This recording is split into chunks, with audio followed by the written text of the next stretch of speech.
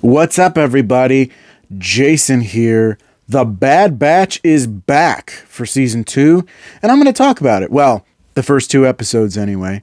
They're streaming on Disney Plus, titled Spoils of War and Ruins of War. Now, before I get started, I want to get through that standard spoiler warning boilerplate stuff.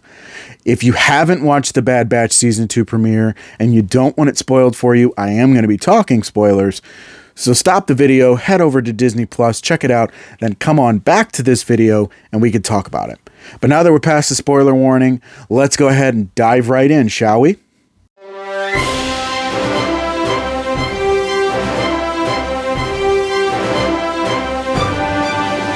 So there's a few things I want to talk about with these 2 episodes. First of all, I thought it was a pretty solid start for the season.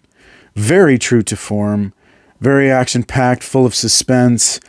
The one thing I will say is this early on, it didn't feel like the stakes were that high, although some of the stuff was pretty cool to see. One big thing I really did latch onto right away was the juxtaposition of the individuality of the Bad Batch versus the autonomy of the Imperial Army, the Imperial clones. And that's even more so expressed through their looks this season as opposed to last season.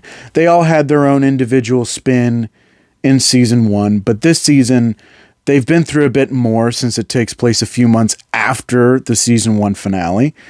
So their gear definitely reflects that. I mean, Hunter has a scarf. They've got a different paint scheme. Even Omega has geared up a little more, so she's ready for anything. And I just think it's cool to see that played against the clones who are still with the Empire, and they've been completely stripped of all individuality. No more armor paint jobs, no more tattoos, no more specific, special haircuts. None of that. They're just meant to be strictly an army of one. And I thought that was really cool to see more so this season as opposed to last season, because last season was the beginning of that. This season, we're kind of really, really settling in to the Empire. The whole story with Omega, which has evolved more so from season 1, was definitely interesting this episode. She feels like everything's her fault, and as any kid would think that everything's her fault. As she overhears Echo and Hunter having a conversation, they're trying to go on this job to make money so they can survive and potentially just hide away so that no one could find them anymore. But Echo believes they could be doing more. And he says something to the effect of, we wouldn't be in this position had it not been for Omega. And of course she took it the wrong way. But that really sets her down an interesting path. I feel like we're going to explore more of that this season than we did last season. And that should be pretty interesting to see. One thing I thought was really cool about this episode, these 2 episodes, was returning to Serenno, Count Dooku's home planet, and actually specifically heading to Count Dooku's palace to get a hold of his war chest. He had untold riches that he stole from countless worlds, including his own. And of course the Empire is going to want a piece of that. Everyone's going to want a piece of that, but especially the Empire. So having the Bad Batch go to Serenno was a pretty cool idea. Although I feel like it was a bit of a wasted opportunity, because they could have introduced some sort of valuable MacGuffin that would have played its part throughout the remainder of the season. And maybe they did. I don't know. This is too early in the season to really make those kind of judgments. But I feel like there was a couple moments in this episode that felt a little like wasted opportunities. Now, I want to shout out the casting in this specific, these episodes. Hector Elizondo and Wanda Sykes. Those 2 characters, I feel, they introduce them in kind of blink and you'll miss it ways, especially Hector Elizondo's character. He's introduced very early on in episode 2, and plays a big part in that episode.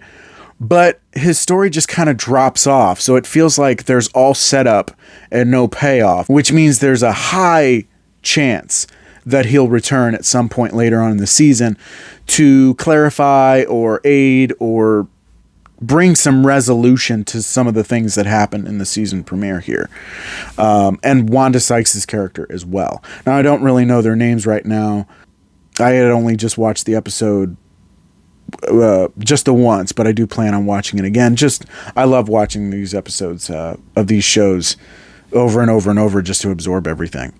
Now, one thing I thought was really interesting, and it's kind of something that they did in Andor, but it's really definitely played out in this episode through Vice Admiral Rampart. He comes back because the lead clone reported that the Bad Batch were the ones trying to steal Dooku's war chest. And he's like, no, that's not the case. They're dead. And if Moff Tarkin found out that I was lying, that they're still alive, then he would think me incompetent, and I can't have that. And it really shows, to me, it starts to show what sets the Empire apart from the rebellion.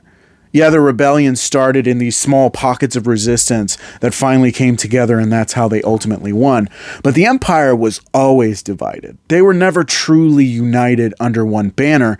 It was just several people in high positions of power that were looking out for their own self-interest. Vice Admiral Rampart is definitely a part of that.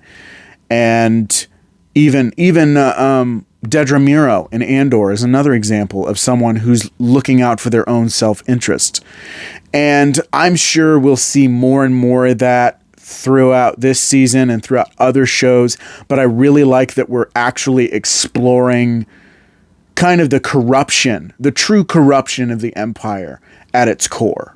Ultimately, I really did enjoy these episodes. However, I felt there were a few missed opportunities. And of course, being the first two episodes, it wasn't something that was going to particularly be shocking or grab you right away. But if you were a fan of the first season, you're definitely going to love these two episodes, certainly as I did. And I definitely can't wait to see more of what they do in the season to come. I still like the fact that it's an Adventure of the Week show, and I've always summed it up in the best way possible for me, which is like the A-Team in space. And I can't wait to see more. But ultimately, I'm going to give this episode a 4.5 out of 5. But of course, that's just my opinion. Let me know what you thought of the Bad Batch Season 2 premiere down in the comments. Do you agree? Do you disagree? I want to hear from you. If you enjoyed this video, don't forget to hit the like button. If you want to see more videos, don't forget to subscribe. Click that notification bell to get updates on all my future videos. I now have a Facebook page for my YouTube channel. It's J-Man's Cave, just like the name of the channel. So look for me there on Facebook. Thank you so much for watching. I really appreciate it. And until the next time, may the Force be with you. Bye.